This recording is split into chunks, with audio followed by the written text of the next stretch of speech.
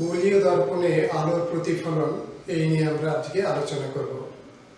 তো প্রথম অংশে মানে প্রথম পর্বে আমরা অবতল দর্পণের ক্ষেত্রে দর্পণের ফোকাস দৈর্ঘ্য বক্রতা ব্যাসার্ধের মধ্যে সম্পর্ক এই পর্যন্ত পড়িয়েছি।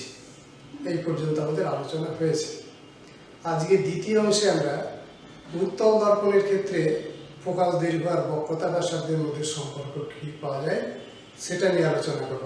তো যাক, দেখা যাবে ওখানেও ফোকাস দৈর্ঘ্য আর বক্রতা ব্যাসার্ধের মধ্যে যে সম্পর্ক উত্তল দর্পণের ক্ষেত্রেও সম্পর্ক একই হবে। সেটা আমরা উত্তল দর্পণের ক্ষেত্রে প্রমাণ করব। তারপর বস্তুর বিভিন্ন অবস্থানের জন্য দর্পণের প্রতিবিম্ব যে গঠিত হয় তার প্রকৃতি কী হবে সেই নিয়ে আলোচনা করব। ঠিক আছে, এখন আমরা প্রথম আলোচনা করব ফোকাস দৈর্ঘ্য আর বক্রতা ব্যাসার্ধের মধ্যে সম্পর্ক এর প্রতিষ্ঠা কোন দর্পণের ক্ষেত্রে, সেটা হচ্ছে উত্তল দর্পণের ক্ষেত্রে। অবতল দর্পণটা আগের অংশে পড়ানো হয়েছে। দেখো, এটা একটা উত্তল দর্পণ, নাম দেওয়া হলো এম ও এম ড্যাশ। ওটা হচ্ছে মেরু, আর এখানে এটার প্রধান অক্ষ, সেটা ধর আমি নাম দিলাম পি, আর এখানে সি হচ্ছে কেন্দ্র, দর্পণের বক্রতা কেন্দ্র সি। এবার দেখো, প্রধান অক্ষের সমান্তরাল একটি আলোক রশ্মি এ বি দর্পণের বি বিন্দুতে প্রতিফলনের পর এ ফোকাস বিন্দু থেকে অপসৃত হবে, ধরো এই পথে প্রতিফলিত হলো বিডি। তাহলে কি বলা হলো, দেখো, প্রধান অক্ষের সমান্তরাল আলোক রশ্মি এবি দর্পণের উপর বি বিন্দুতে প্রতিফলনের পর বিডি পথে প্রতিফলিত হলো। এবার সি আর বি যোগ করা হলো।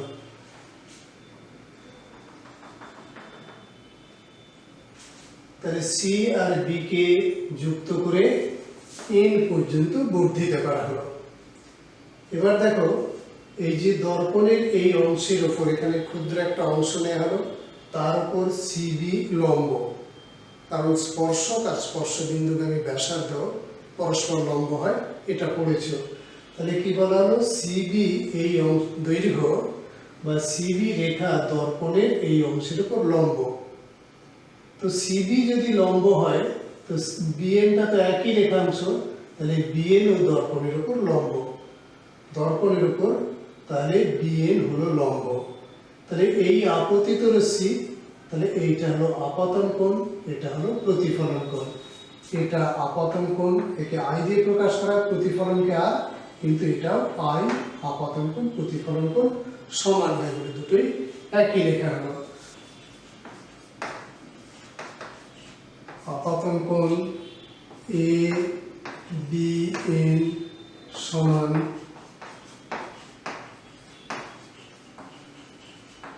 প্রতিফলন কোণ কোণ এন বিডি, এন বিডি আপাতন কোণ। ঠিক আছে, এটা পাওয়া গেল। কি বলা হলো, এই এ বি এন এটা হচ্ছে আপাতন কোণ, আর এন বিডি এটা হচ্ছে প্রতিফলন কোণ। ঠিক আছে, এবার আমরা আছে এই বিন্দুটা ফোকাস বিন্দু, এই আলোক রশ্মি ফোকাস থেকে অপসৃত হচ্ছে, তো এটা ফোকাস বিন্দু, আর এটা হলো বক্রতা কেন্দ্র। দেখো, এই এ বি সি একটা ত্রিভুজ গঠিত হয়েছে। এই ত্রিভুজের এই বাহু দুটো সমান, এটা আমরা দেখাবো, তারপর এদের মধ্যে সম্পর্কটা পাওয়া যাবে। তাহলে আমাদের মূল লক্ষ্য হচ্ছে এই বাহু দুটোর দৈর্ঘ্য সমান সেটা প্রমাণ করব, আর সেটা করতে গেলে এই কোণ দুটো সমান এটা প্রমাণ করতে হবে। তো সেটা করার জন্য দেখো, এখন লিখছি ত্রিভুজটার নাম হচ্ছে বি সি এফ, এই ত্রিভুজ। তার ক্ষেত্রে দেখো, এই কোণ আর এই কোণ এরা সমান, কারণ এটা হচ্ছে বিপ্রতীক কোণ। এটা লিখছি কোণ এন বিডি, কোণ এন বিডি সমান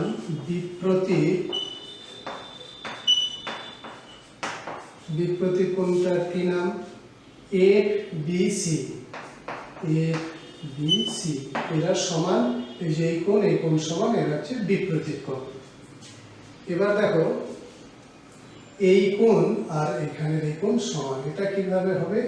দেখো এটা প্রধান অক্ষের সমান্তরাল রশ্মি আর ছেদ করেছে এনসি, তাহলে এবি সমান্তরাল সেটা হচ্ছে পিসি, আর ভেদককে দেখো এনসি, ভেদক এনসি। তাহলে এই কোণ আর এই কোণ এরা হচ্ছে অনুরূপ কোণ, তাহলে কোণ এবিএন, কোণ এবিএন সমান অনুরূপ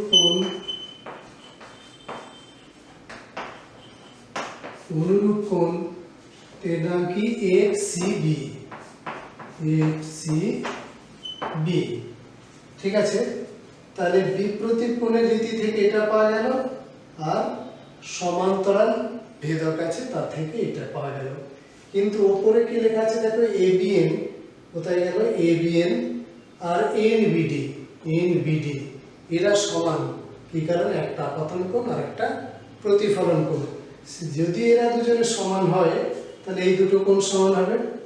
দেখো তাহলে এখান থেকে লিখতে পারি কোণ এফবিসি সমান কোণ এফসিবি। কি কারণে? না, যেহেতু বলে লিখবো এটা, যেহেতু কোণ এবিএন সমান কোণ এনবিডি, এই কোণ দুটো যেহেতু সমান। ঠিক আছে, এই কোণ সমান, তাই এরা হলো সমান। তাহলে কি পাওয়া গেল? এই কোণ সমান। তাহলে এদের বাহু দুটো সমান হবে, মানে এই কোণগুলোর সামনের বাহু, ত্রিভুজের দুটি কোণ সমান হলে ওই কোণের সামনের বাহু দুটি পরস্পর সমান হবে। তাই এই যে বাহু দুটো সমান হবে, তার মানে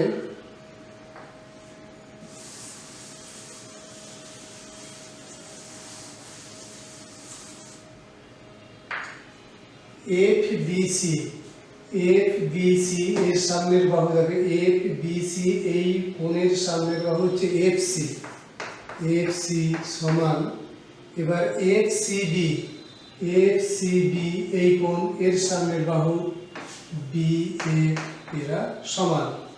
ঠিক আছে, তাহলে এই ত্রিভুজের দুটি কোণ পরস্পর সমান, তাহলে কোণগুলির সামনের বাহুদ্বয় পরস্পর সমান দৈর্ঘ্যের হলো, সেটা এখানে লেখা আছে। এরপরে বলা হচ্ছে এবি হচ্ছে উপাক্ষীয় রশ্মি। উপাক্ষীয় রশ্মি মানে অক্ষের খুব কাছাকাছি, দর্পণের উন্মেষও ক্ষুদ্র। তাহলে বি বিন্দু ও এর খুব নিকটবর্তী হবে। বি বিন্দু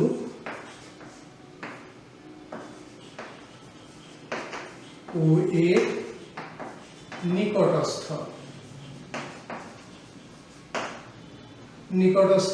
তার যদি খুব কাছে হয় তাহলে লিখি ও এর সমান বি এফ হবে।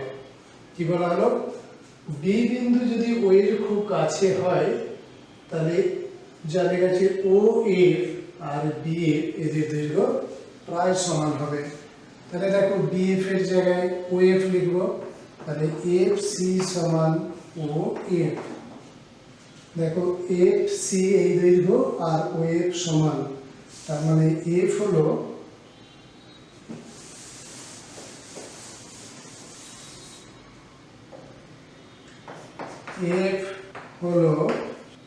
ও সি এর মধ্যবিন্দু, ও সি এর মধ্যবিন্দু। দেখো ও এফ আর এফ সি সমান, তাহলে এফটা হচ্ছে এদের মাঝে আছে, মধ্যবিন্দু। যদি মধ্যবিন্দু হয় তাহলে ও এফটা পুরো দৈর্ঘ্যের অর্ধেক, অতএব ও এফ সমান হাফ ও সি। ও এফটা হচ্ছে ফোকাল দৈর্ঘ্য এফ, তাই যে এখান থেকে এই পর্যন্ত দূরত্বটা ফোকাল দৈর্ঘ্য ছোট এফ দিয়ে প্রকাশ করা হয়। আর ও থেকে সি পর্যন্ত দূরত্ব, এটা হচ্ছে বক্রতার ব্যাসার্ধ আর, তাহলে half R F equal to R by 2। Focal দৈর্ঘ্য সমান 1/2 গুণিত বক্রতার ব্যাসার্ধ। দেখো এটা অবতল দর্পণের ক্ষেত্রে এই সম্পর্ক পাওয়া গেছিল, উত্তল দর্পণের ক্ষেত্রে সেই একই সম্পর্ক পাওয়া গেল। ঠিক আছে, এইভাবে ফোকাস দৈর্ঘ্য আর বক্রতা ব্যাসার্ধের মধ্যে সম্পর্ক পাওয়া যাবে। এবার বস্তুর বিভিন্ন অবস্থানের জন্য গোলীয় দর্পণে যে প্রতিবিম্ব গঠিত হয় সেই প্রতিবিম্বের অবস্থান কোথায় হবে, প্রতিবিম্বের প্রকৃতি কী হবে, সেই নিয়ে আমরা আলোচনা করব। প্রথমে আমরা অবতল দর্পণের ক্ষেত্রে আলোচনা করব। অবতল দর্পণ, দেখো তার 1 নম্বরে বস্তু অসীমে, বস্তু ধরো অসীমে আছে, সেক্ষেত্রে প্রতিবিম্ব কোথায় গঠিত হবে? তাহলে এখানে অবতল দর্পণ, দেখো বস্তু অসীমে আছে, অসীমে বস্তু থেকে রশ্মি সমান্তরাল ভাবে এসে পড়ে, মানে অসীম থেকে আগত রশ্মি সমান্তরাল হয়। তো সমান্তরাল রশ্মি দর্পণে প্রতিফলনের পর ফোকাস বিন্দুতে মিলিত হয়, তাহলে ফোকাসে প্রতিবিম্ব গঠিত হবে। তাহলে এটি হলো এফ। তাহলে ফোকাস প্রতিবিম্ব গঠিত কোথায় হবে? এফ দূরত্বে। এবার প্রকৃতি কি হবে? দেখো প্রকৃতপক্ষে রশ্মিগুলি মিলিত হয়েছে, তাহলে এখানে তৈরি হবে সদ্বিম্ব। প্রকৃতপক্ষে মিলিত হওয়ার জন্য প্রতিবিম্ব হলো সদ। দেখো বস্তুর শীর্ষবিন্দু উপর দিকে আছে, প্রতিবিম্বের শীর্ষবিন্দু প্রধানকের উল্টো দিকে আছে, এটা হলো অবশীর্ষ।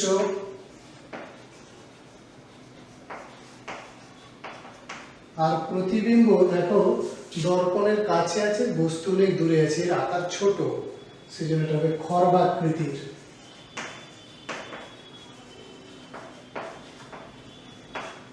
ঠিক আছে, তাহলে অবতল দর্পণের সামনে যদি অসীম দূরত্বে বস্তু থাকে তাহলে প্রতিবিম্ব তৈরি হবে ফোকাসে, প্রতিবিম্ব হবে সৎ, প্রকৃতপক্ষে মিলিত হয়েছে তাই হলো সৎ।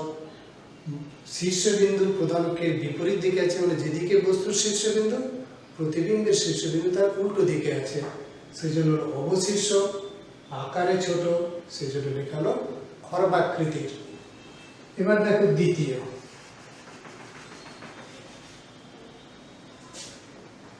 বলা আছে বস্তু অসীম ও 2f এর মধ্যে, অসীম ও 2f এর মধ্যে আছে।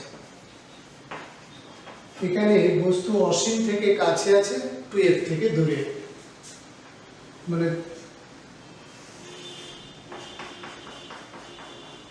দেখো এখানে ধরো এটা ফোকাস দৈর্ঘ্য, এটা বক্রতা কেন্দ্র, বস্তু এর বাইরে কোথাও আছে।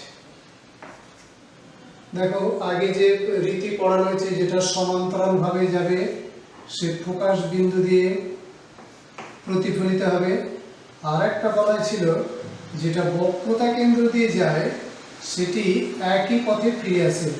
ধরো এখান দিয়ে গিয়ে পড়েছে, সেটা একই পথে ফিরে আসবে, এটাকে ধরা হলো সি। তাহলে দেখো এটা হচ্ছে এফ, এখানে সি, প্রতিবিম্ব তৈরি হবে এখানে। ঠিক আছে, এটা যদি পি কিউ হয় তাহলে প্রতিবিম্ব হলো পি কিউ।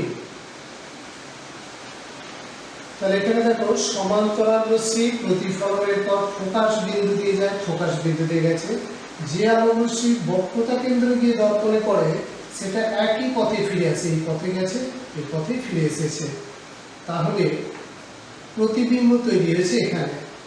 দেখো প্রতিবিম্বটা কোথায় তৈরি হলো? 2f এবং f এর মাঝে, এই যে r, এখান থেকে এই দূরত্ব r, r সমান 2f, বক্রতা ব্যাসার্ধ এটা r, r সমান 2f। তাহলে বক্রতা কেন্দ্র আর ফোকাসের মাঝে সেটাকে আমরা লিখতে পারি 2f ও f এর মধ্যে, বা r ও f এর মধ্যে, মানে r থেকে f এর মাঝে, বক্রতা কেন্দ্র ও ফোকাসের মাঝে। এবার দেখো প্রকৃতি কি হবে? প্রকৃতি হবে, দেখো এটা প্রকৃতপক্ষে রশ্মিগুলো মিলিত হয়েছে তাই প্রতিবিম্ব হবে সৎ।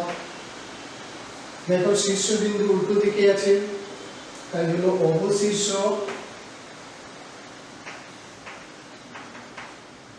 আর দেখো এর তুলনায় আকারে ছোট, কাছে আকার ছোট হবে, সেই জন্য এটা হলো খর্বাকৃতির।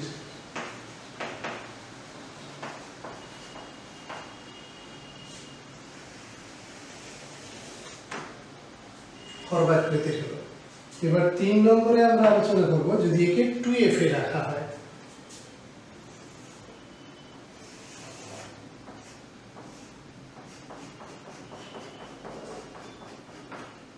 দেখো ধরো এটা 2f মানে ফোকাল দৈর্ঘ্য, আর এটা এইখান থেকে এটা বক্রতা ব্যাসার্ধ, এটা হচ্ছে 2f। বস্তুকে এখানে রাখা আছে, তো বস্তু সমান্তরাল ভাবে গেছে, যে সে ফোকাল দিয়ে যাবে, আর যে ফোকাল দিয়ে যাবে সে সমান্তরাল ভাবে নির্গত হবে। দেখো এইখানে প্রতিবিম্ব তৈরি হলো। সমান্তরাল ভাবে যে গেছে সে ফোকাস দিয়ে গেল, আর যেটা ফোকাস দিয়ে দর্পণে প্রতিফলিত হবে সেটা প্রধান অক্ষের সমান্তরাল ভাবে নির্গত হয়। তাহলে এখানে মিলিত হয়েছে। এখানে তাহলে বস্তু 2f এ, প্রতিবিম্ব কোথায় তৈরি হলো? 2f এই তৈরি হলো। প্রকৃতপক্ষে মিলিত হয়েছে সৎ, তারপরে অবশীর্ষ। দেখো আমার আঁকতে গিয়ে উপরেরটা ছোট নিচে বড় দেখাচ্ছে, কিন্তু ঘটনা আছে দুটোর আকার সমান হবে, সমান দূরত্বে আছে, তাই প্রতিবিম্বের আকার সমান হবে বস্তুর আকারে, সমান আকৃতি বিশিষ্ট, সমান আকৃতির। ঠিক আছে, একই আকারের হবে। এরপর আছে যদি 2f আর f এর মধ্যে বস্তু থাকে। 4 নম্বর হচ্ছে বস্তু a ও 2f এর মধ্যে।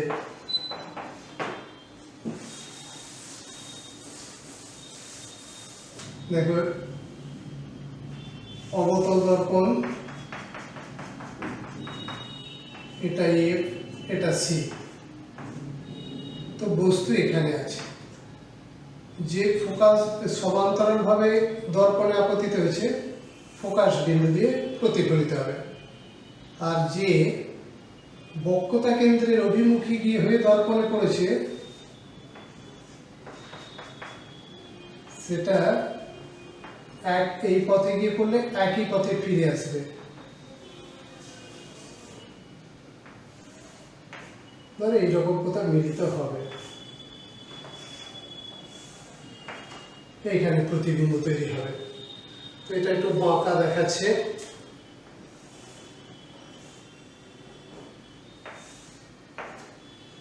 এখানে মিলিত হবে। তো দেখো বস্তু f ও 2f এর মধ্যে অবস্থিত প্রতিবিম্ব কোথায় হবে? দেখো 2f এর বাইরে, 2f এর বাইরে তৈরি হবে, 2f থেকে বেশি দূরত্বে তৈরি হবে। আর যেহেতু এটা দূরে হয়েছে প্রতিবিম্বের আকার বড় হবে। দেখো এর শীর্ষবিন্দু উপর দিকে, এটা তাহলে বিপরীত দিকে আছে, অবশীর্ষ আছে, প্রকৃতপক্ষে মিলিত হয়েছে, তাই সদ। তাহলে এটা হলো সদ,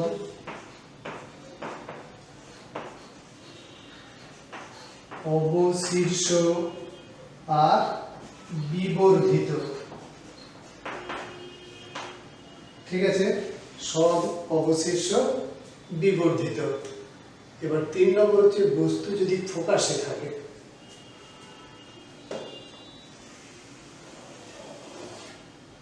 বস্তু f এ আছে, তখন কি হবে?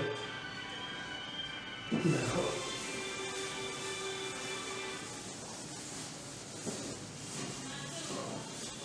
এরপর দেখো বস্তু যদি ফোকাসে অবস্থিত হয় তাহলে কি হবে?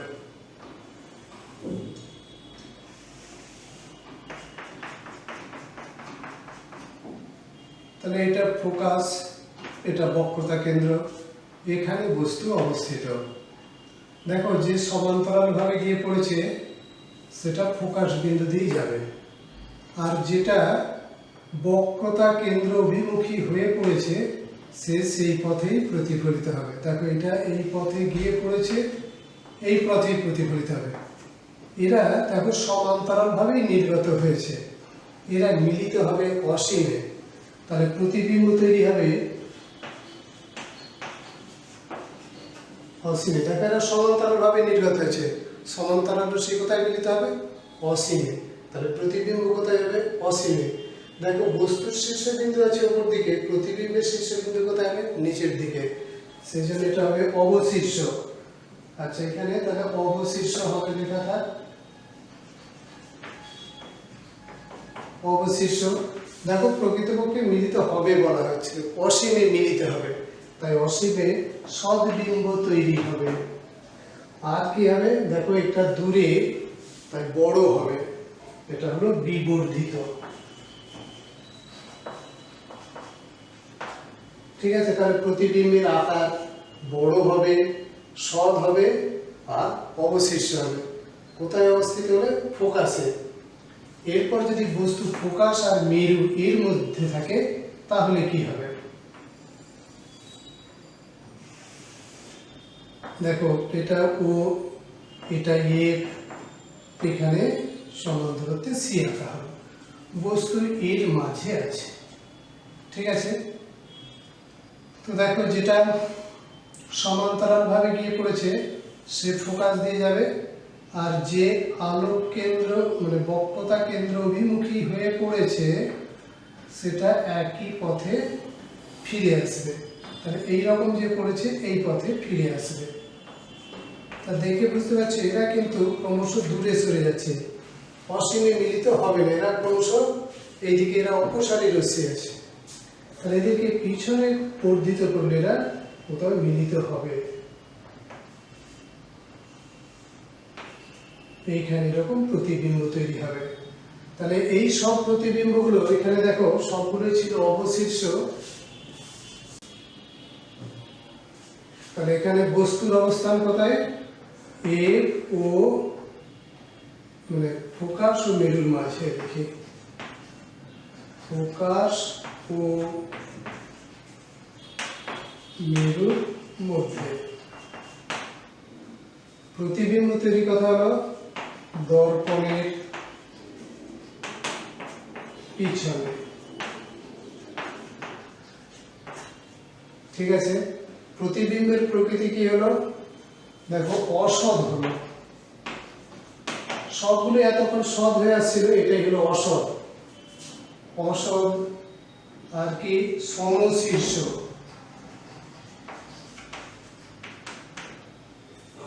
অসৎ সমশীর্ষ। আবার দেখো সমশীর্ষ বলা না কেন? না, বস্তুর শীর্ষবিন্দু প্রধান অক্ষের যেদিকে আছে প্রতিবিম্বের শীর্ষবিন্দু প্রধান অক্ষের একই দিকে আছে, তাহলে হলো সমশীর্ষ।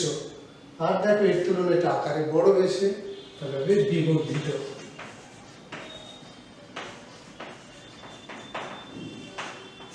ঠিক আছে, তাহলে বস্তুর বিভিন্ন অবস্থানের জন্য অবতল দর্পণে যে প্রতিবিম্ব গঠিত হয় তার প্রকৃতি আর প্রতিবিম্বের অবস্থান কোথায় হবে এখান থেকে পাওয়া যাবে।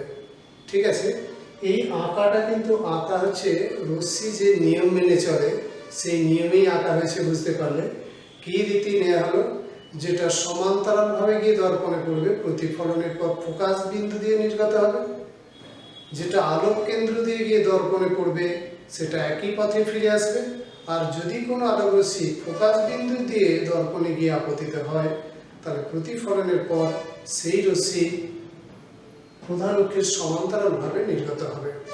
ঠিক আছে, আর সৎ অসৎ লেখার ক্ষেত্রে যদি প্রকৃতপক্ষে রশ্মিগুলি মিলিত হয়ে প্রতিবিম্ব গঠন করে তাহলে সেই প্রতিবিম্ব হলো সৎ, আর যদি মিলিত না হয়ে অপসৃত হচ্ছে বলে মনে হয় তাহলে সেখানে তৈরি হলো অসৎ বিম্ব। দর্পণ থেকে বস্তু দূরত্বকে বলা হয় বস্তু দূরত্ব, দর্পণ থেকে প্রতিবিম্বের দূরত্বকে বলা হয় প্রতিবিম্ব দূরত্ব। এখন প্রতিবিম্ব দূরত্ব যদি বস্তু দূরত্বের তুলনায় বেশি হয় তাহলে প্রতিবিম্ব হবে বিবর্ধিত, মানে বড় আকারে প্রতিবিম্ব হবে, তাকে বলা হচ্ছে বিবর্ধিত প্রতিবিম্ব। আর যদি প্রতিবিম্ব দূরত্ব বস্তু দূরত্বের তুলনায় কম হয় তাহলে প্রতিবিম্বের আকার ছোট হবে, বলা হলো খর্বাকৃতির প্রতিবিম্ব তৈরি হবে। ঠিক আছে, এখানে যেমন এই যে এখান থেকে এটা হচ্ছে বস্তু দূরত্ব, এখান থেকে এটা প্রতিবিম্ব দূরত্ব, বস্তু দূরত্ব কম প্রতিবিম্ব দূরত্ব বেশি, বিবর্ধিত প্রতিবিম্ব। এক্ষেত্রে বস্তু দূরত্ব, প্রতিবিম্ব দূরত্ব, প্রতিবিম্ব দূরত্ব অনেক বেশি, প্রতিবিম্ব বিবর্ধিত। ঠিক আছে, বিবর্ধিত প্রতিবিম্ব তৈরি হবে। এবার উত্তল দর্পণের ক্ষেত্রে বস্তুর বিভিন্ন অবস্থানের জন্য প্রতিবিম্ব কেমন ঘটিত হয় সেই নিয়ে আলোচনা করব। দেখো, এটা একটা উত্তল দর্পণ, তার প্রধান অক্ষ ফোকাস বিন্দু, বক্রতা কেন্দ্র। দেখো এখানে পি কিউ বস্তু, পি বিন্দু থেকে যে রশ্মি বক্রতা কেন্দ্র অভিমুখী হয়ে দর্পণে গিয়ে আপতিত হয়েছে, দেখো এটা বক্রতা কেন্দ্রের অভিমুখী হয়ে দর্পণে আপতিত হয়েছে, সেটা একই পথে প্রতিফলিতে ফিরে আসবে। আর যেটা সমান্তরালভাবে গিয়ে দর্পণে পড়েছে সেটা ফোকাস বিন্দু থেকে অপসৃত হবে। তাহলে এই রশ্মিগুলোকে বর্ধিত করলে এরা যেন এই পি ড্যাশ বিন্দুতে মিলিত হবে, পি ড্যাশ এই পি বিন্দুতে মিলিত হবে। এটা স্মল পি, এটা ক্যাপিটাল পি। তো এই পি বিন্দু থেকে প্রধান অক্ষের লম্ব অঙ্কন করা হলো, প্রধান অক্ষের উপর যে লম্ব সেটা হচ্ছে পি কিউ, পি কিউটা হবে প্রতিবিম্ব। তো দেখো এখানে রশ্মিগুলো প্রকৃতপক্ষে মিলিত না হয়ে এখান থেকে অপসৃত হচ্ছে বলে মনে হবে, তাহলে এখানে তৈরি হলো অসৎ বিম্ব।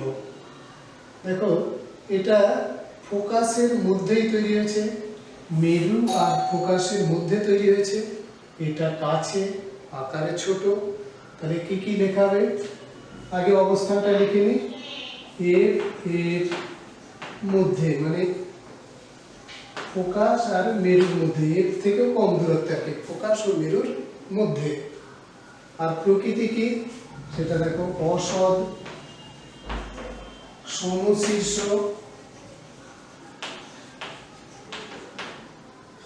আর খর্বাকৃতির। ঠিক আছে, বস্তুর যে কোনো অবস্থানের জন্যই এই ঘটনা ঘটবে। এর সামনে বলে এফ টু এফ, অসীম, সমস্ত ক্ষেত্রেই একই ঘটনা ঘটবে। এর ক্ষেত্রে চিত্রের রূপ ওই একটি হবে, এফ এর মধ্যে হবে, অসৎ হবে, সমশীর্ষ হবে, খর্বাকৃতির হবে।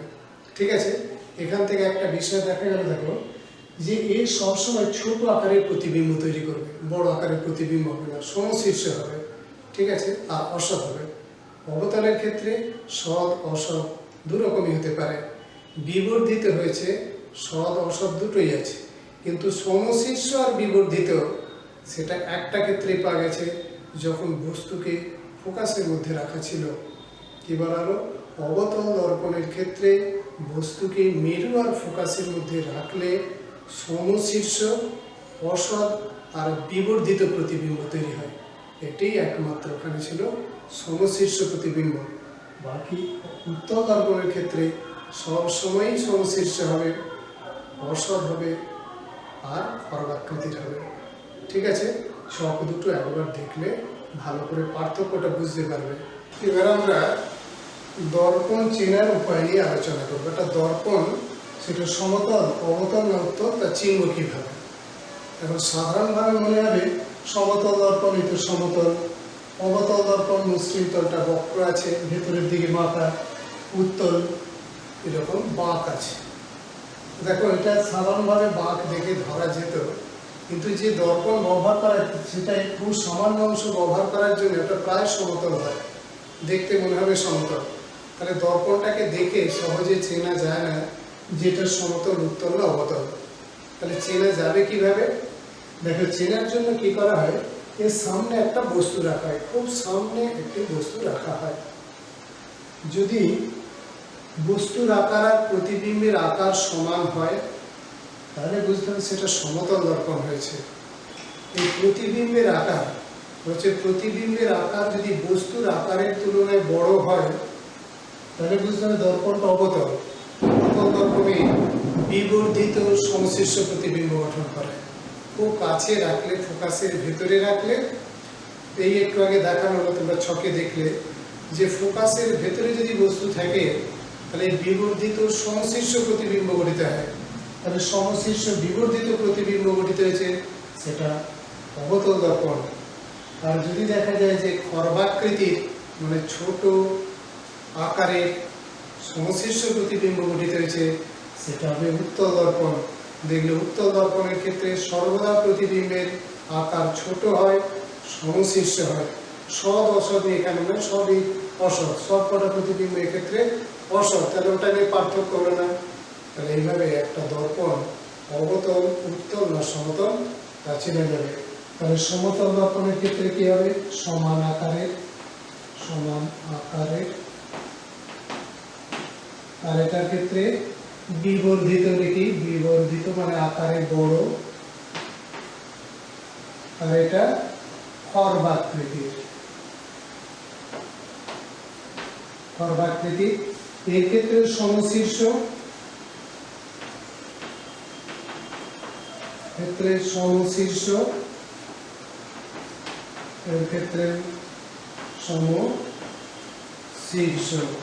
তিনটে ক্ষেত্রেই সমশীর্ষ প্রতিবিম্ব তৈরি হবে।